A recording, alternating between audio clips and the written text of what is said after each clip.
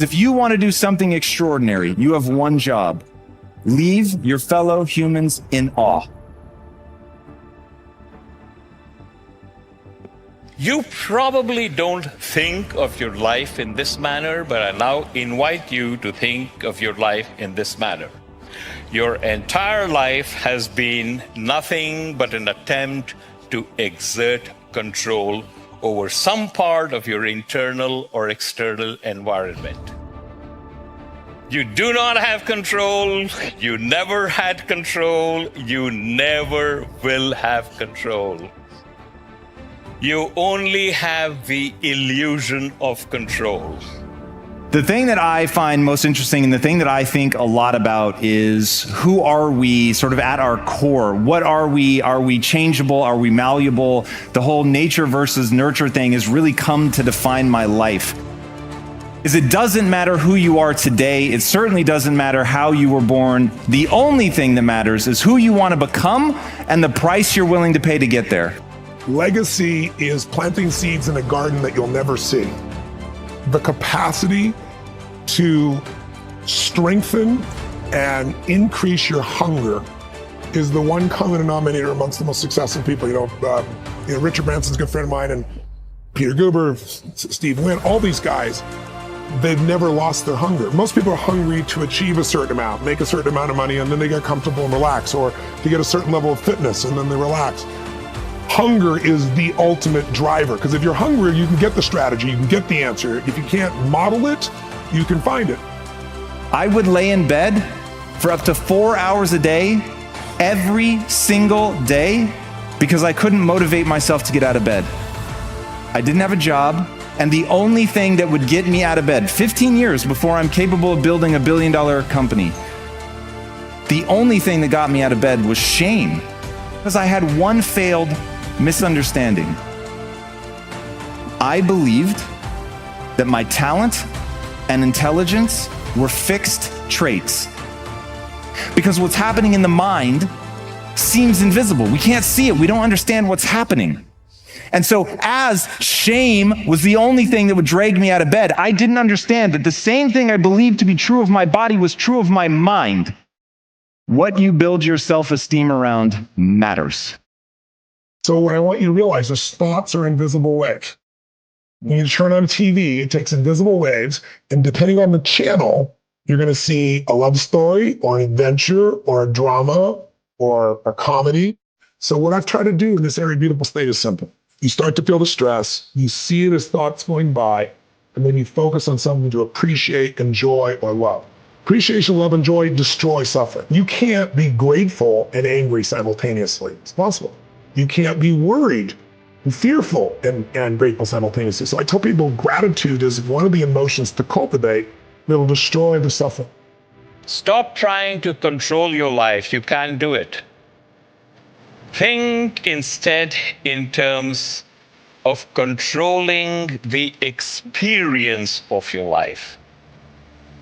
A lot of the time in your life, you have the ability to decide what you are going to experience. Mental chatter is an internal monologue that you have going on in your heads all the time.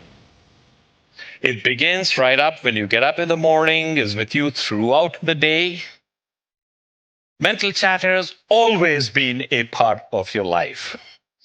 Most of the time, we try to ignore it, we suppress it, we work around it, we try to live our life as best we can in spite of our mental chatter. That is a huge mistake. And the reason it's a huge mistake is because we build our lives with our mental chatter. We create the world that we live in with our mental chatter. We all think we live in a real world, but we don't. We live in a construct. We live in the matrix.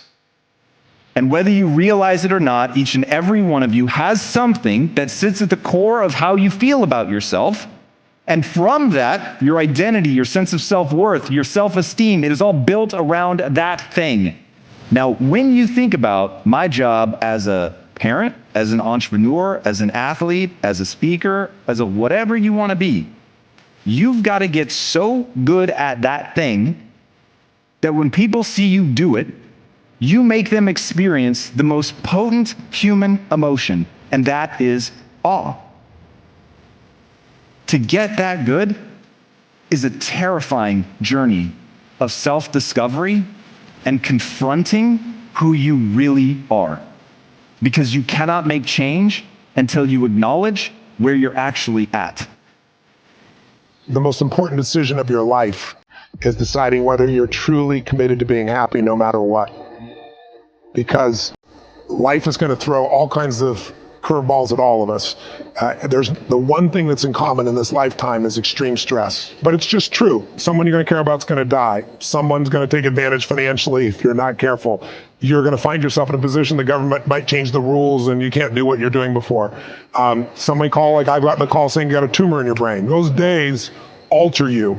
So the greatest gift you could give yourself, besides making this life about love and making this life about giving, because to give you have to keep growing, is, I believe, to make that decision and say life is too short to suffer. We are all very good at shooting second arrows at ourselves. How many times have you laid yourself low? How many times have you berated yourself for taking some damn fool action in retrospect? How many times have you compared yourself unfavorably with someone else? We don't just shoot second arrows. We shoot third, fourth, fifth, sixth, and seventh arrows at ourselves.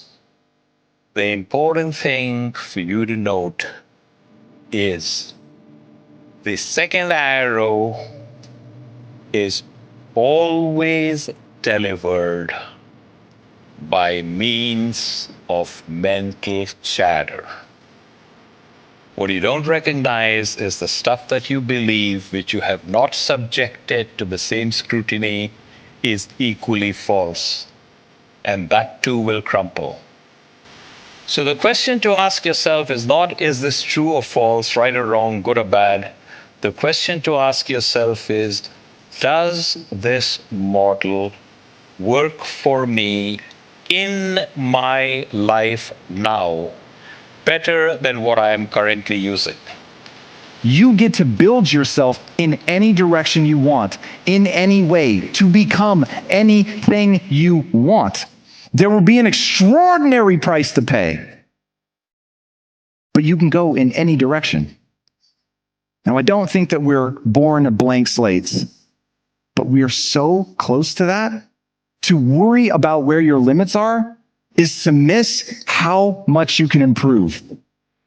So focus on how much you can improve. There's an amazing quote by Alexander Solzhenitsyn, the author of the Gulag Archipelago.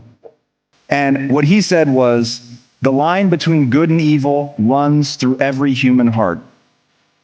The most important decision any human being has to make is whether they live in a friendly or a hostile universe. Decision. The most important decision anyone has to make, because neither of those two states is empirically true, but either will immediately appear true once you decide to believe it. That the secret to life is to get outside yourself and find a way to add value to others. There's nothing that's more fulfilling than doing something beyond yourself. I think one of the things that makes me proud to be a human being is human beings will do more for others that they care about than they'll ever do for themselves. And when you tap into that, you have more energy than anybody else, you have more joy, you have more excitement, because, as I always say, life supports whatever supports life. Motive matters. The idea of being obsessed with learning, growing, and adding value, to me, is the most important thing in life, because, the only way we're happy is by making progress. We grow and we feel alive. We give and we feel 10 times more alive. But you got to grow to have something to give.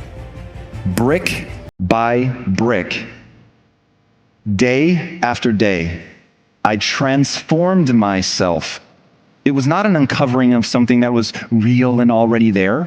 It was simply acknowledging I am a hopelessly average human, but humans are the ultimate adaptation machine.